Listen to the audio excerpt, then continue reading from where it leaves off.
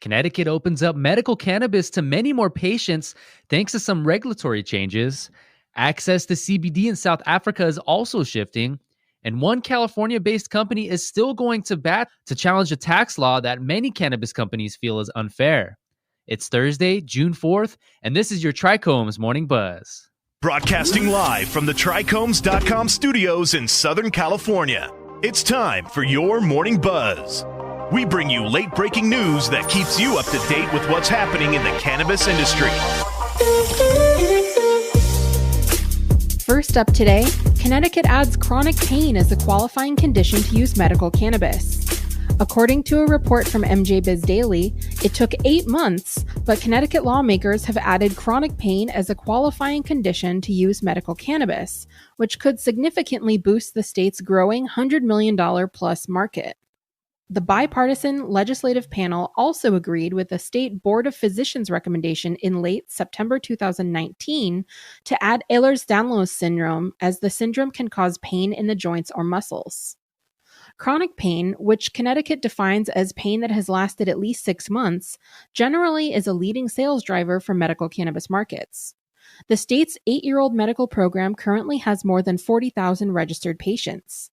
The Marijuana Business Factbook estimated that medical cannabis sales in Connecticut reached $100 million to $120 million in 2019, up from $75 million to $90 million in 2018.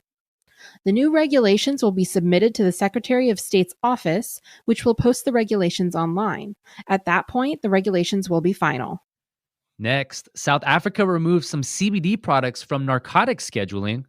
A report from Hemp Industry Daily says South Africa has amended its drug law to allow some CBD products to be available over the counter, making a temporary rule on non-prescription CBD permanent. Certain CBD medicines and full-spectrum cannabis-derived products will no longer be subject to medical controls, according to a notice in the official Gazette that was published last month. The move was taken by the health minister at the recommendation of SAPRA, the country's health product regulators, and applies to CBD medication marketed for general health or the relief of minor symptoms, containing no more than 600 milligrams of cannabidiol per pack and providing a maximum daily dose of 20 milligrams of cannabidiol.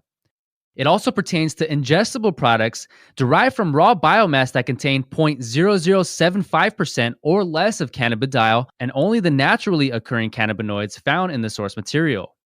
All cannabis-containing products in South Africa were previously subject to the Medicines and Related Substances Act of 1965, which said that medicines containing CBD, THC, or both cannabinoids required a prescription. California-based Harborside has appealed a federal court ruling regarding cannabis taxation. According to a Ganjapreneur report, California cannabis company Harborside is continuing its legal challenge to federal tax code 280E, but is taking a different approach to the case along with a new legal team. In short, 280E prevents standard business deductions by companies that deal federally illegal drugs, including cannabis, even when state approved. Harborside argues that 280E is unconstitutional, running afoul of the 16th Amendment, which allows for income taxes. But attorney James Mann of Greenspoon Martyr says it results in a tax that's not on income, it's not an income tax, so therefore it's unconstitutional. The arguments came in an appeal filed by Mann on May 26th on behalf of Harborside. In 2018, the U.S. tax court ruled against Harborside, calling the firm a giant drug trafficker unentitled to the usual deductions that legitimate businesses can claim because cannabis remains federally illegal.